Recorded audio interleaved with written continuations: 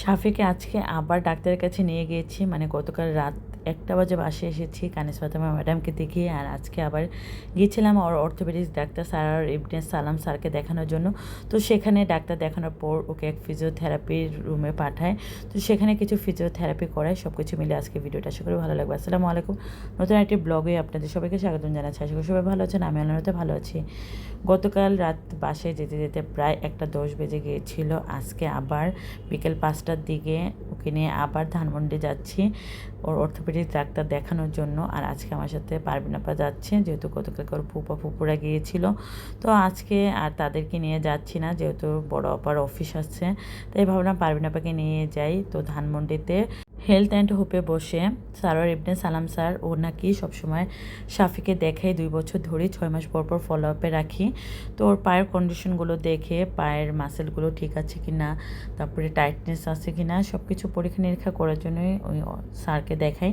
তো সেজন্য আজকে যাচ্ছি। আর শাফিকে গতকাল কানিস ফাতেমা ম্যাডামের কাছে ও যে ওষুধ প্রেসক্রাইব করেছিল অস্থিরতা কমানোর জন্য, একটু ওষুধের পরিমাণটা বাড়িয়ে দিয়েছিল। তো আজকে ভাবলাম যে আজকে থেকে ওই ওষুধের পরিমাণ অনুযায়ী ওকে খাইয়ে দেখি ওর মানে ফিডব্যাকটা কেমন হয়। তো দেখলাম যে ওষুধটা খাওয়ানোর পর থেকেও আজকে সারাদিনই ঘুমাচ্ছে। তো আসলে অস্থিরতার ওষুধ খাওয়াতে গেলে এই একটা সমস্যা হয়, বাচ্চারা ঝিমিয়ে পড়ে, তখন বাচ্চাদের দিয়ে কিভাবে কাজ করাবো। অস্থিরতার কথা বলে ডাক্তাররা অস্থিরতা কমানোর জন্য ওষুধ দেয়, আর সেটা খেলে বাচ্চারা ঝিমিয়ে থাকে। আসলে আমরা অভিভাবকরা কোথায় যাব, কি করব? অস্থিরতার কথা বললে ডাক্তাররা যে ওষুধ দেয় তা খেলে আবার বাচ্চা যায় ঝিমিয়ে ঘুমিয়ে থাকে। তো সেজন্য আমি ওকে এই অস্থিরতা ওষুধটা খাওয়াই না, খুবই কম খাওয়াই, একেবারে অল্প ডোজ, যে পরিমাণ দেয় তা খাওয়াই না। তো এবার ভাবলাম যে আচ্ছা ডাক্তার যে পরিমাণ দিয়েছে সেটা খাইয়ে দেখি। তো না, সেটা খাওয়ানোর পর তো আজকে সে বিভোর ঘুমে একেবারে মাতালার মতো ঘুমিয়ে আছে। তো আমরা এখন ডাক্তারের চেম্বারেই অপেক্ষা করছি। প্রচণ্ড রোগীর ভিড়। ডাক্তার সাহেব যেহেতু 2 দিন পর দেশের বাইরে যাবে 1 মাসের জন্য সম্ভবত, সেজন্য রোগীর ভিড় আরও বেশি। তো তাই আমি তাড়াহুড়ো করে আজকে শাফিকে নিয়ে এসেছি, কারণ যদি মানে দেশের বাইরে না যেত তাহলে আর 2-4 দিন পরে আনতাম।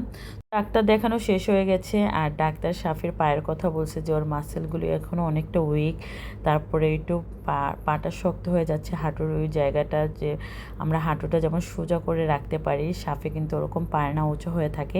সেজন্য ওর এই টাইটনেস কমানোর জন্য ফিজিওথেরাপিস্টের কাছে পাঠিয়েছে। যদিও শাফির পার্মানেন্ট ফিজিওথেরাপিস্ট আছে, তারপরেও যেহেতু স্যার পাঠিয়েছে তাই ভাবলাম একটু করিয়ে নিয়ে যাই। তো 15 মিনিটের মতো বিভিন্ন এক্সারসাইজ আমাকে করিয়ে দেখিয়েছে, আর বলছে ভিডিও করে নিয়ে যান, বাসায় বসে ট্রাই করবেন। যেহেতু শাফির মানে পার্মানেন্টলি ফিজিওথেরাপিস্ট আছে, আমি 4 দিন করে বা 5 দিন সপ্তাহে যাই ওই ফিজিওথেরাপি সেন্টারে, অনুপ ভাই। তো সেও এরকমভাবেই ফিজিওথেরাপি করে, বা এটা থেকে অনেক বেশি বেটার করে আমার কাছে মনে হয়েছে।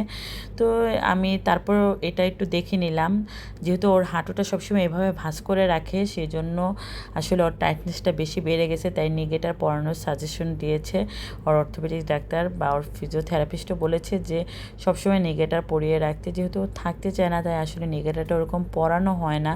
তো এখন থেকে নিগেটার পরিয়েই রাখতে হবে বেশিরভাগ সময়, যাতে ও হাঁটুটা ভাঁজ করতে না পারে, তাহলে কিন্তু ওর টাইটনেসটা একেবারেই কমে যাবে, কারণ ও হাঁটুটা কিন্তু একেবারেই সোজা করতে পারছে না ইদানিং।